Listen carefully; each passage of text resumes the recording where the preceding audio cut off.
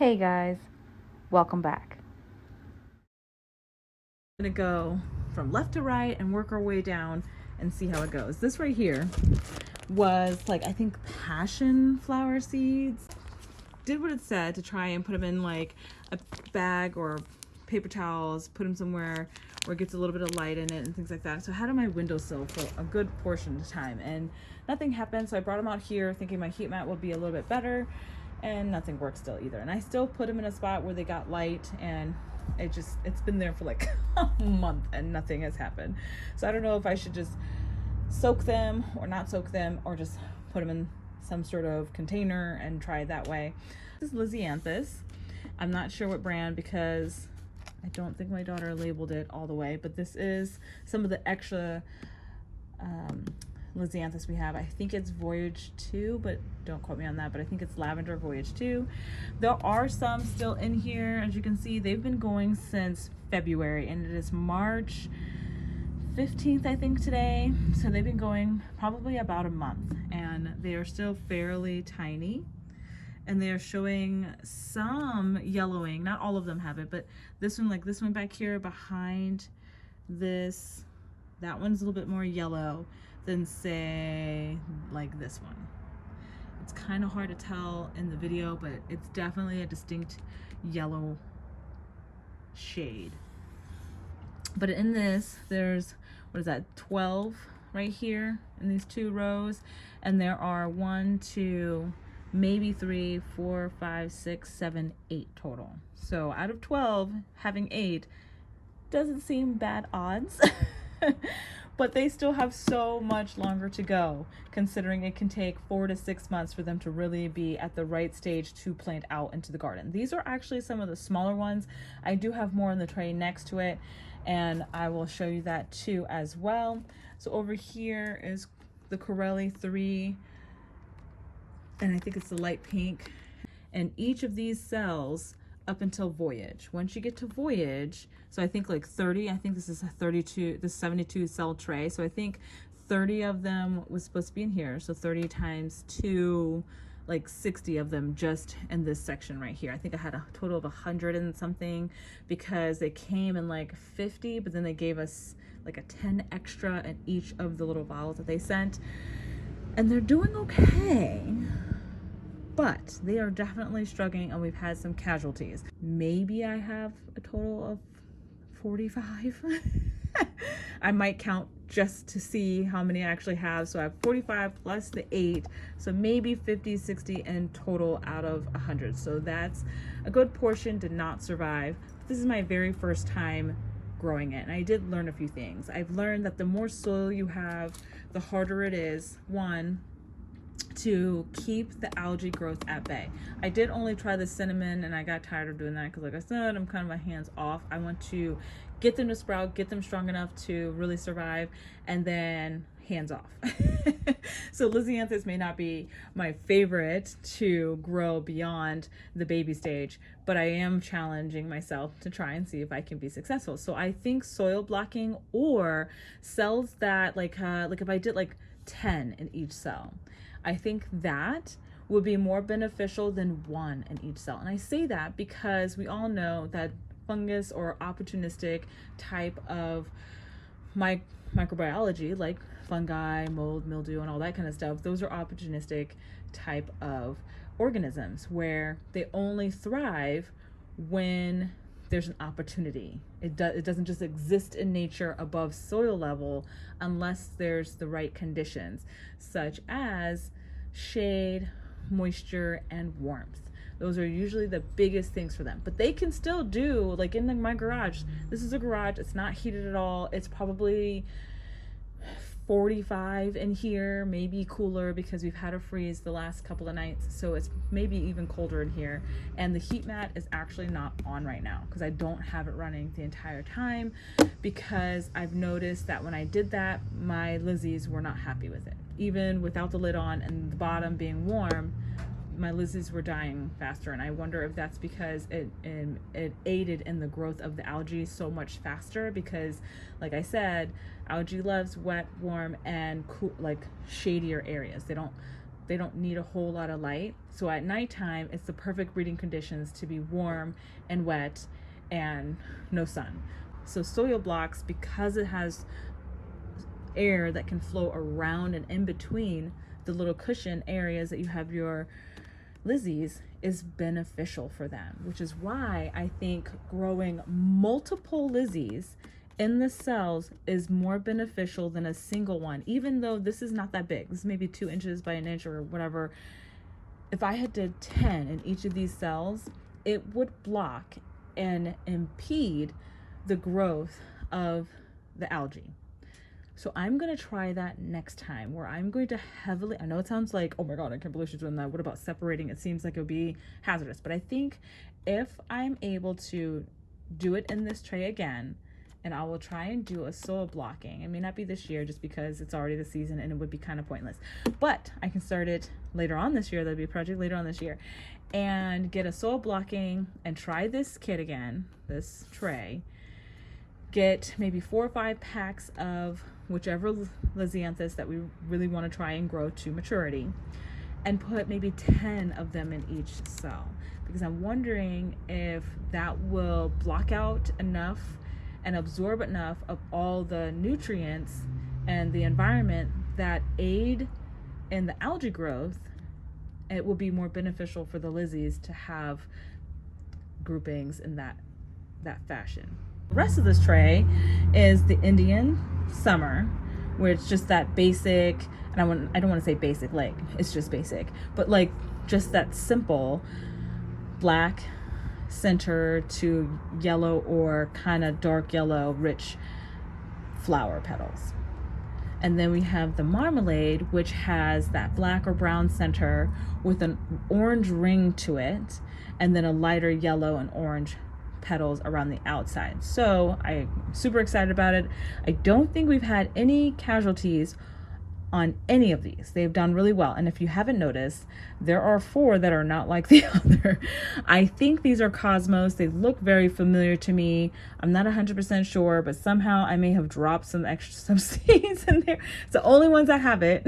But I think I may have dropped some seeds in there. We'll see. I don't know.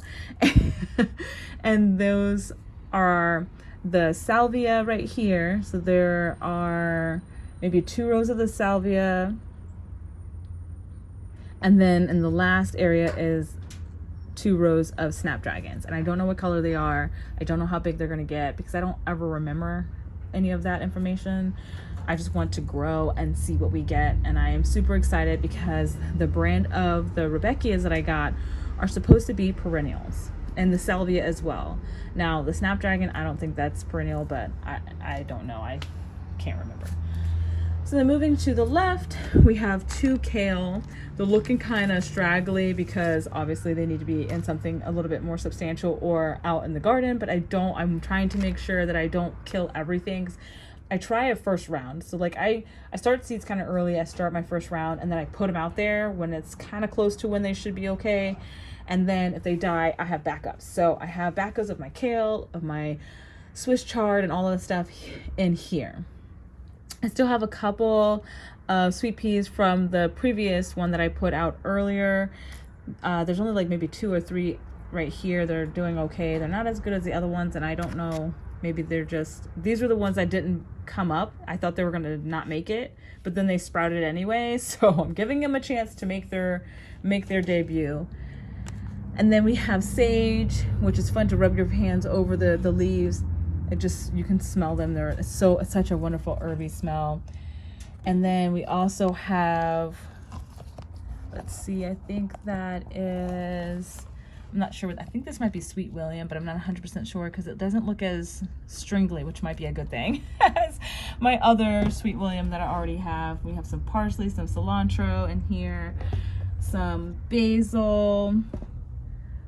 I have the red Reuben, the regular basil. It's not like, I don't know if it's like Genevieve or anything, but it's just your normal basil that you get from the store. And then from like Lowe's or Home Depot, lemon balm, and then oregano, which I have to say oregano takes a long time for it to, I did all of these at the same time. All of these were done at the same time, and you can tell the growth pattern is so much different for every single thing, I feel like. Then we're gonna work our way down here. These are the rest of the sweet peas that I need to get outside, but I need to get more soil for that area. They definitely need to go out. We're starting to see some yellowing, and I think it's just because they just don't have enough room and they are like a tangled mess. And then in the back are some Sweet William. And then I have the rest of my Snapdragon Rudbeckia mixture, and out of all of the delphiniums that I planted just in this back row area, only one, as far as I can tell, just finally sprouted. And I probably did these maybe a month ago. So I'm gonna have to give delphinium a separate thing and really focus my attention on that. This is supposed to be onions, and I don't even know if anything's gonna grow in it.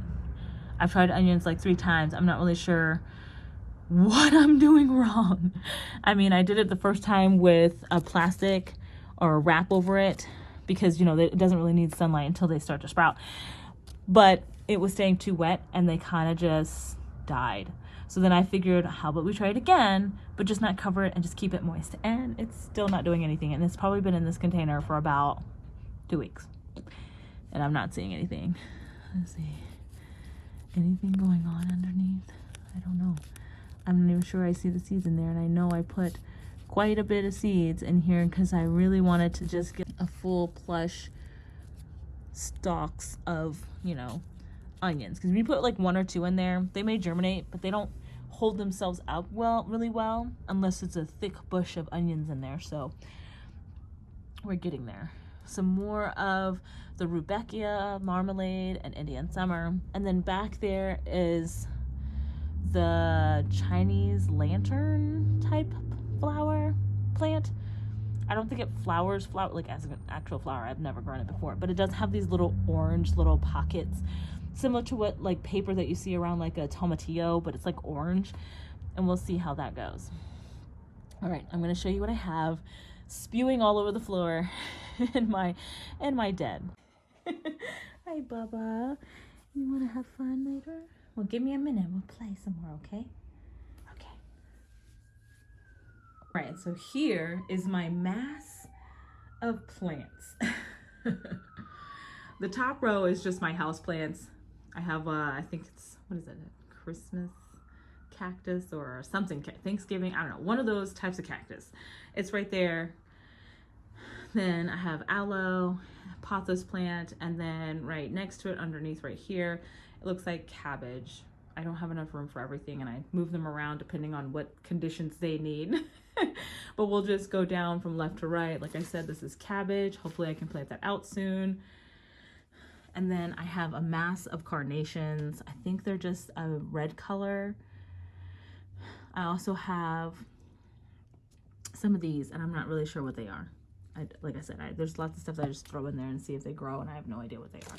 I think I need to turn this around again because it's getting fried by the sun. It's a really hot spot right here, so I always have to rotate it throughout the day just because it does get really heated. And then, so I have hollyhocks and then Shasta daisies. All these spriggly ones that I guarantee you definitely need to go out or be potted up in something. They are ready. They are ready to go somewhere, anywhere else but here. Hopefully this weekend, I like to put them outside. I think we're supposed to be having 69 degrees this weekend, which would be a 30-degree increase from what it is right now, which is nice. And I like to take them out there and give them the best drink they've ever had because it's warm. They got enough sun, like way more sunlight. It's more even. And I try to do it on a more overcast, warm day than a really summery, hot, sunny day because my backyard gets super hot in the center patio area of the yard for a good portion of the day. Then once it passes the house, it's gone forever. So I try to put them out there in the early morning because the sun doesn't pass over my fence until about 10 or 11 o'clock, and then it's just sun until maybe 3. So this right here, we already said carnations, my daughter's favorite flower, some hollyhocks, Shasta daisies, and then we have some more herbs, so like more sage, more cabbage, a whole bunch more of the carnations, which I have no idea if these would do anything. Like, these don't look like carnations right now. They just look like sprigs of grass, like weeds. So we'll see how that goes. And then I have some more peppers and things like that, and tomatoes in here. You can see my grape plant is right there. Some more peppers, and then a whole bunch of tomatoes right along here.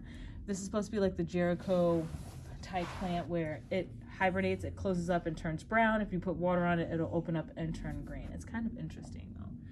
So it's a plant you never have to worry about killing, because without water it just curls back in. It's not dead, it just hibernates. And they say you're supposed to water it, let it go for 2 weeks to water it and keep it alive, and then give it a rest period and let it go back to closing off and hibernating again.